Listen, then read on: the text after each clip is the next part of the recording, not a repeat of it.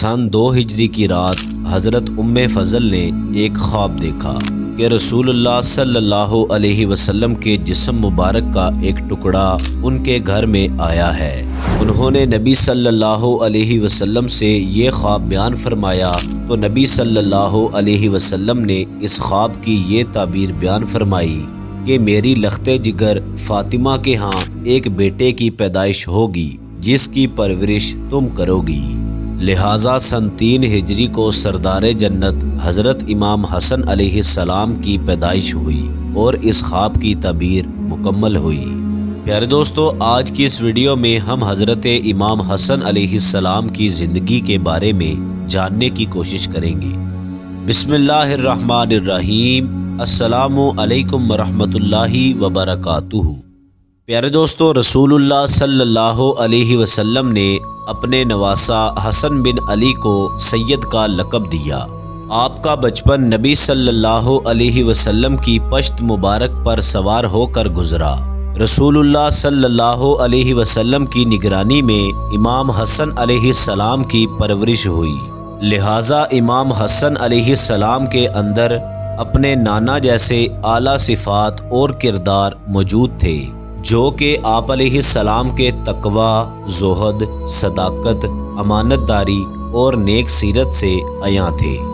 پیارے دوستو، ان تمام صفات کے علاوہ امام حسن علیہ السلام کی سخاوت آپ کی نیک سیرت کا ایک عظیم پہلو ہے۔ امام سیوطی لکھتے ہیں کہ امام حسن علیہ السلام کے اندر بہت سے اخلاقی امتیاز اور انسانی فضائل پائے جاتے ہیں۔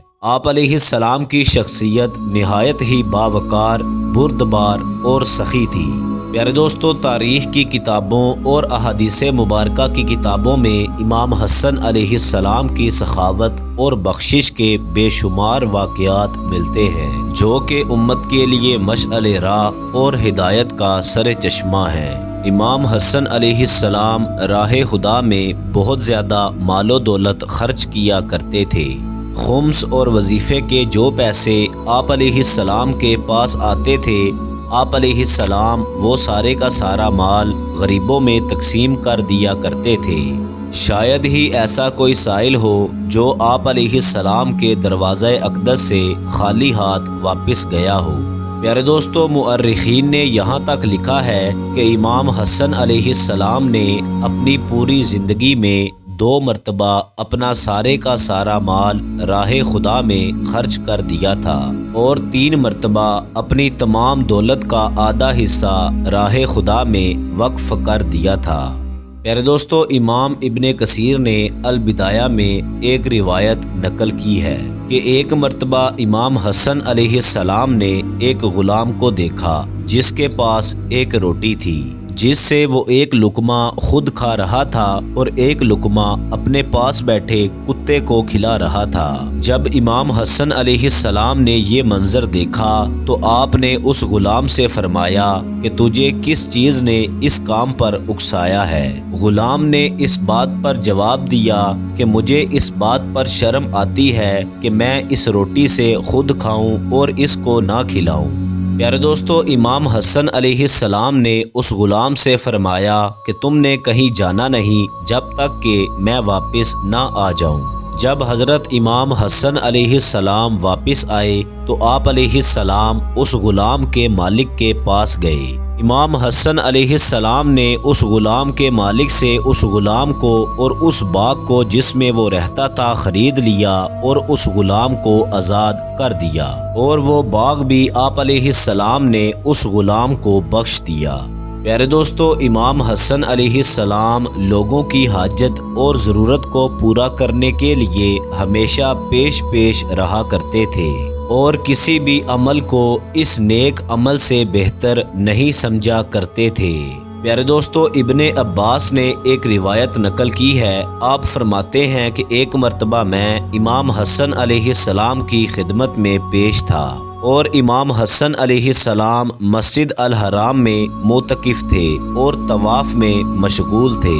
اتنے میں ایک شخص آپ علیہ السلام کے پاس آیا اور عرض کرنے لگا، اے فرزند رسول خدا، میں فلاں شخص کا مقروض ہوں، اگر آپ مصلحت سمجھیں تو میرا قرض ادا کر دیں۔ امام حسن علیہ السلام نے فرمایا، خدا کی قسم اس وقت اس گھر میں میرے پاس کچھ بھی نہیں ہے۔ اس پر اس شخص نے آپ علیہ السلام سے عرض کی کہ اگر آپ مصلحت سمجھیں تو مجھے اس انسان سے تھوڑی مہلت لے دیں، کیونکہ اس نے مجھے زندان میں ڈالنے کی دھمکی دی ہے۔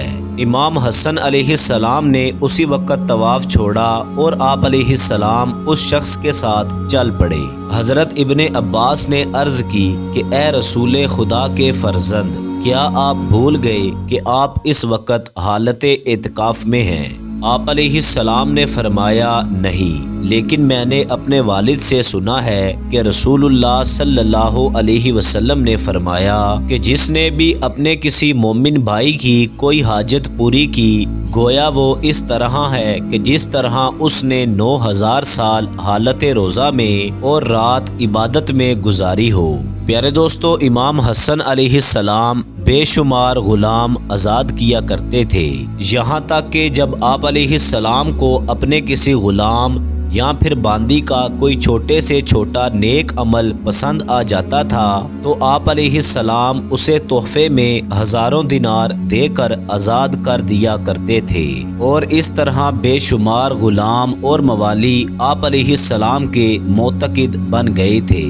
پیارے دوستو، اس کے علاوہ جب امام حسن علیہ السلام کی شہادت کا وقت آیا تو آپ علیہ السلام نے اعلیٰ ظرفی کی ایک بہت بڑی مثال پیش کی، جو کہ اسلامی تاریخ تو کیا بلکہ دنیا کی تاریخ میں کسی بڑے سے بڑے سخی کی زندگی میں نہیں ملتی۔ عمیر بن اسحاق بیان فرماتے ہیں کہ جب امام حسن علیہ السلام کو زہر دے دیا گیا تو آپ کے چھوٹے بھائی امام حسین علیہ السلام آپ کے پاس گئے اور امام حسن علیہ السلام کے سر کے پاس بیٹھ گئے اور فرمایا کہ اے میرے بڑے بھائی، آپ کو زہر دینے والا انسان کون ہے؟ امام حسن علیہ السلام نے امام حسین علیہ السلام سے فرمایا کہ کیا تم اسے قتل کرنا چاہتے ہو؟ جس پر امام حسین علیہ السلام نے فرمایا کہ جی ہاں۔ اس پر امام حسن علیہ السلام فرمانے لگے کہ اگر وہ شخص وہی ہے جو میں سمجھتا ہوں تو اللہ تبارک و تعالی انتقام لینے میں بہت سخت ہے، اور اگر وہ انسان بری ہے تو میں ایک بری آدمی کو قتل نہیں کرنا چاہتا۔ پیارے دوستو، اگر آپ امام حسن علیہ السلام کی شہادت کے بارے میں تفصیل سے جاننا چاہتے ہیں تو ہمیں کمنٹ باکس میں ضرور بتائیں۔ شکریہ۔ اور اگر آپ کو ویڈیو پسند آئی ہو، ویڈیو کو لائک کر دیں، چینل کو سبسکرائب کر دیں، بیل آئیکن کو کلک کر دیں تاکہ ہماری نئی آنے والی مزید اچھی ویڈیوز باقاعدگی کے ساتھ آپ تک پہنچ سکیں۔ اپنا خیال رکھیے گا۔ اللہ حافظ۔